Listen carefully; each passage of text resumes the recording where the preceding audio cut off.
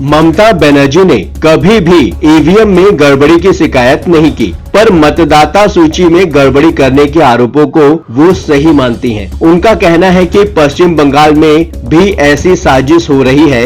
इसके बावजूद ममता बनर्जी ने कहा है कि 2026 में फिर से टीएमसी ही सरकार बनाएगी। ममता बनर्जी को क्यों लगता है अरविंद केजरीवाल के मुद्दे से 2026 में फिर खेला कर सकेंगी? नमस्कार, आप देख रहे हैं 7 टीवी भारत। मैं हूं आपके साथ सुशील गिरीश। 7 टीवी भारत के खास प्रोग्राम सियासत 360 में आपका स्वागत है। बात समझनी है तो पूरी सुननी पड़ेगी। वीडियो में आखिरी तक बने रहिए। कोलकाता के नेताजी इंडोर स्टेडियम में तृणमूल कांग्रेस के एक बड़े सम्मेलन को संबोधित करते हुए पश्चिम बंगाल की मुख्यमंत्री ममता बनर्जी ने 2026 के मार्च अप्रैल में होने वाले विधानसभा चुनाव में फिर खेला होबे का दावा किया है। ममता बनर्जी ने राज्य में मुख्य विपक्षी दल बीजेपी पर जोरदार हमला किया। भारतीय जनता पार्टी हाल के महीनों में हरियाणा, महाराष्ट्र और दिल्ली में शानदार जीत दर्ज करने के बाद अब बंगाल में टीएमसी को चुनौती देने की पूरी तैयारी में है। ममता बनर्जी ने आरोप लगाया कि महाराष्ट्र और दिल्ली में बीजेपी की जीत मतदाता सूचियों में हेरफेर का परिणाम थी।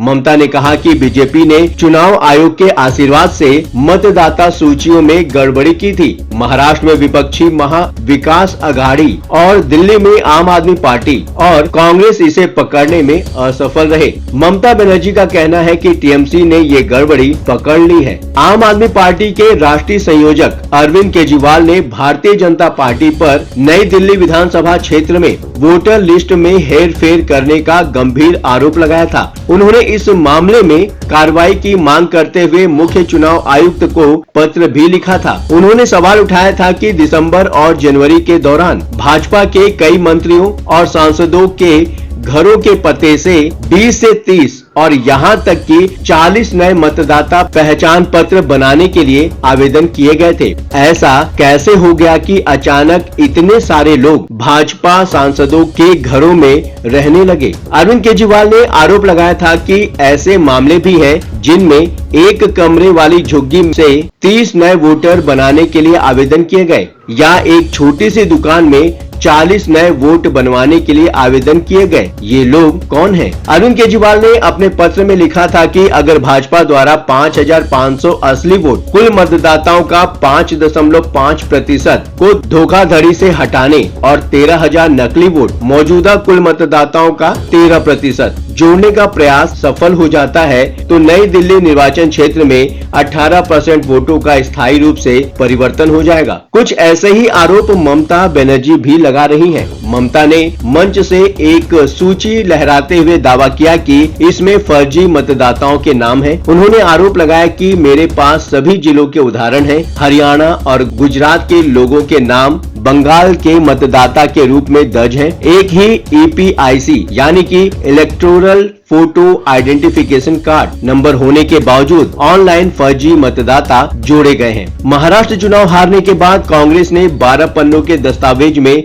चुनाव आयोग को एक ज्ञापन सौंपा था। कांग्रेस का पहला आरोप मतदाताओं को मनमाने ढंग से हटाने का था और दूसरा प्रत्येक निर्वाचन क्षेत्र में 10,000 से अधिक मतदाताओं को शामिल करने का था। हालांकि कांग्रेस ने मतदान प्रतिशत में बढ़ोतरी को भी मुद्दा बनाया था, जो सीधे सीधे ईवीएम पर हमला था। कांग्रेस ने कहा कि मतदाता रिकॉर्ड को मनमाने ढंग से शामिल करने या हटाने के कारण जुलाई 2024 और नवंबर 2024 के बीच मतदाता सूची में लगभग 47 लाख मतदाताओं की अभूतपूर्व वृद्धि हुई। कांग्रेस का आरोप था कि 50 विधानसभा सीटों में से जहां औसतन 50,000 मतदाताओं की वृद्धि हुई, सत्तारूढ़ शासन और उसके सहयोगियों ने 47 सीटों पर जीत हासिल की थी। ममता बनर्जी कभी भी ईवीएम विरोध गैंग का हिस्सा नहीं रही हैं। ममता बनर्जी और उनकी पार्टी ने कभी चुनाव में ईवीएम का विरोध नहीं किया, न कभी ईवीएम के विरोध में विपक्ष की हाँ में हाँ मिलाया। चाहे सुप्रीम कोर्ट रहा हो या चुनाव आयोग, कभी विपक्ष के नेताओं के साथ ईवीएम का विरोध करने के लिए वो साथ खड़ी नहीं दिखी। यहाँ तक कि महाराष्ट्र और हरियाणा के चुनाव में विपक्ष को बुरी हार मिलने के बाद एक बार फिर पूरा विपक्ष एकजुट होकर ईवीएम का विरोध कर रहा था। पर जम्मू कश्मीर के मुख्यमंत्री उमर अब्दुल्ला और ममता बनर्जी के भतीजे सांसद अभिषेक बनर्जी ने ईवीएम पर सवाल उठाने के लिए विपक्ष को आड़े हाथ लिया था। अभिषेक बनर्जी ने तब कहा था कि मेरी राय में जो लोग ईवीएम पर सवाल उठा रहे हैं उन्हें चुनाव आयोग जाकर यह बताना चाहिए कि मशीन में क्या खामियां हैं। अभिषेक बनर्जी ने यह भी कहा कि इलेक्शन कमीशन को डेमो दिखाना चाहिए कि उनके पास गड़बड़ी वीडियो है। पर मतदाता सूचियों में गड़बड़ी की बात पर अब ममता बनर्जी को यकीन हो गया है कि चुनाव आयोग से मिलकर बीजेपी के पक्ष में बहुत बड़ी गड़बड़ कर रही है। उन्होंने कहा कि मैं चुनाव आयोग का सम्मान करती थी, लेकिन अब ऐसा लगता है कि वहां बीजेपी समर्थक लोग भरे पड़े हैं। ममता ने चेतावनी देते हुए कहा, मत भूलो हम भी दिल्ली में चुनाव आयोग के दफ्तर के बाहर धरने पर बैठ सकते हैं। क्या ममता बनर्जी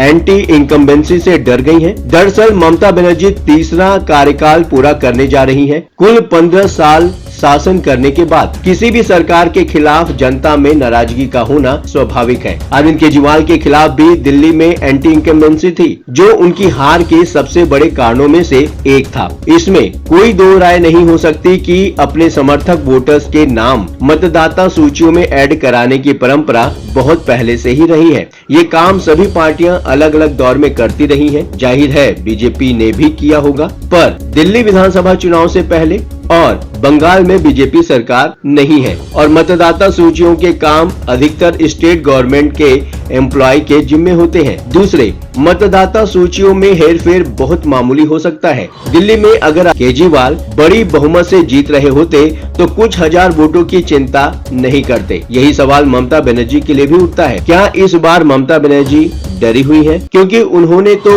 कभी ईवीएम पर सवाल नहीं उठाया, तो अब अपने ही राज्य के मतदाता सूचियों में गड़बड़ी की बात क्यों करने लगी है? ममता बनर्जी इस कदर डरी हुई है कि उन्होंने मतदाता सूचियों के वेरिफिकेशन के काम में चुनाव के 18 महीने पहले ही कार्यकर्ताओं को सजग कर दिया है। ममता ने टीएमसी नेताओं और कार्यकर्ताओं को पूरे राज्य में मतदाता सूची की भौतिक जांच करने का टास्क दिया है। टीएमसी कार्यकर्ताओं को आदेश देते हुए ममता बनर्जी कहती हैं, हमारा पहला काम मतदाता सूची की फिजिकल वेरिफिकेशन करना है। बूथ स्तर के कार्यकर्ता इसे तुरंत शुरू करें। जिला अध्यक्ष इस प्रक्रिया की निगरानी करें और 7 दिन के भीतर रिपोर्ट दें। उन्होंने इसके लिए टीएमसी सांसदों, विधायकों और अन्य नेताओं की एक उच्च स्तरीय समिति गठित करने की घोषणा की है, जिसमें अभिषेक बनर्जी, सुब्रत बख्शी, फिरहाद हकीम और डेरेन ओब्रायन सहित कई वरिष्ठ नेता शामिल होने वाले हैं। फिलहाल इस वीडियो में इतना ही। कमेंट बॉक्स आपका है, बेझिझक अपने विचार कमेंट बॉक्स में शेयर करें। हाँ, चलते चलते आपको यह बात बताना जरूरी है कि 7 टीवी भारत अपने दर्शकों की राय और सूचनाओं के लिए हमेशा खुला है।